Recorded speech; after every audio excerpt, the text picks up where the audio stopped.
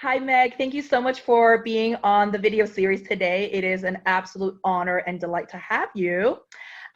Before we talk any further about the three secrets you have around taking risks, I love for the viewers to get to know you a little bit better. Could you introduce yourself?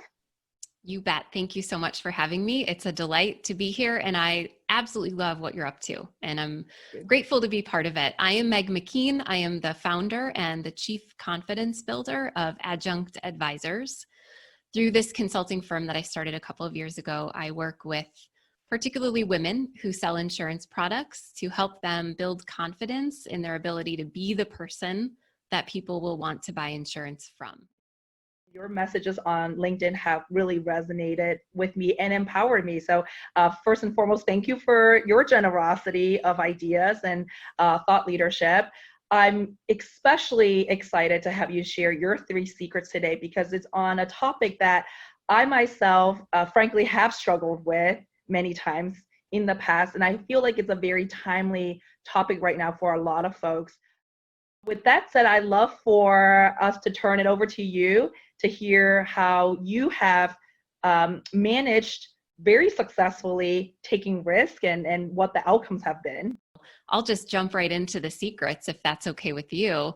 Number one is really honoring where we've been. So we have these wild histories that we have carved out and sewn back together, full of lots of highs and lows, and it's really honoring the space that we've been. And then secondarily, when those feelings of self-doubt come to the surface, and they often do, it's really feeling those emotions and identifying where they've come from and sitting and honoring the discomfort, because we all know that change comes from that place. And then lastly, it's really the belief that you are made to do the work that you've set out to do. And you're going to find yourself challenged over and over and over again, whether it's other people or missed opportunities or that self-doubt that creeps in. There's nobody that's ever going to believe more in you than you. And so channeling that sometimes daily, hourly, to the minute is what you need in order to push forward.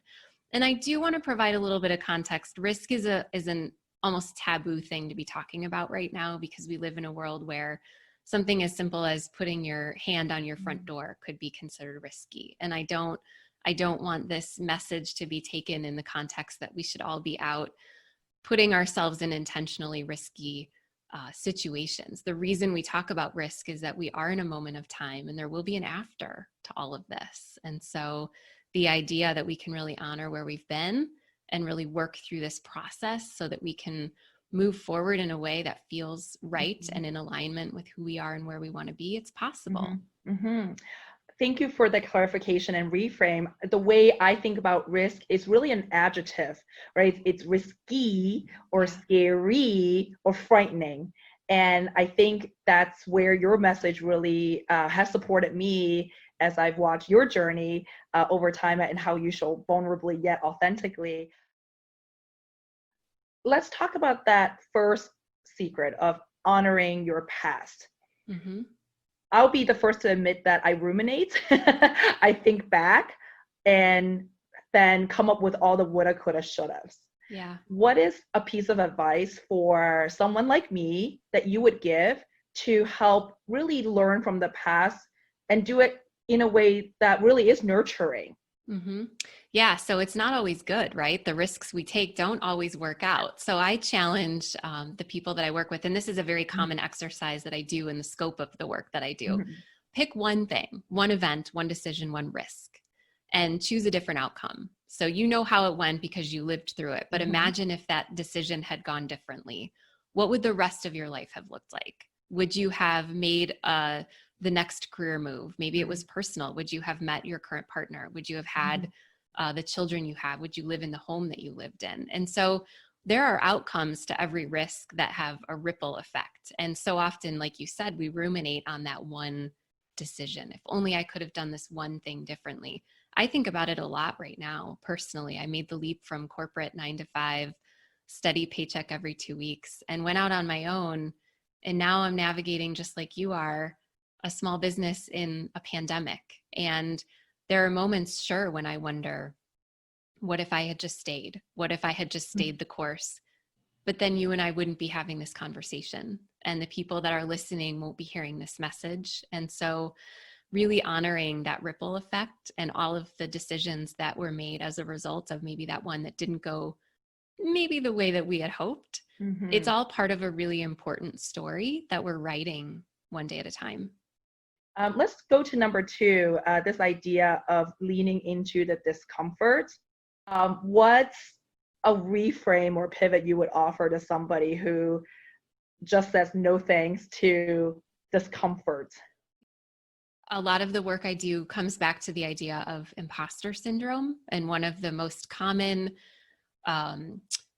tips or techniques in really analyzing and working through imposter syndrome is identifying where that fear or that blasé attitude is coming from. And sometimes the solution is to give it a name or to give it a voice. Mm-hmm. In my case, it's an actual person. It is a person who very early on in my life established a sense of self-doubt in myself. And so for me, it's very literally saying that person's name out loud and then putting that attitude and that feeling of fill in the blank, because it changes Mm-hmm. every day, Mm-hmm.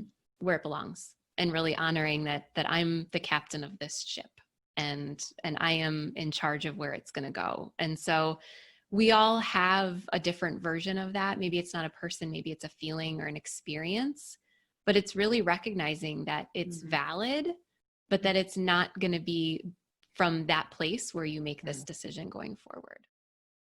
Thank you for honoring us with your presence today with such great insights as well. I know we can talk for hours, Yes. and I would love to do that. What's the best way for those learning about you for the first time today to get reconnected with you and continue this conversation with you?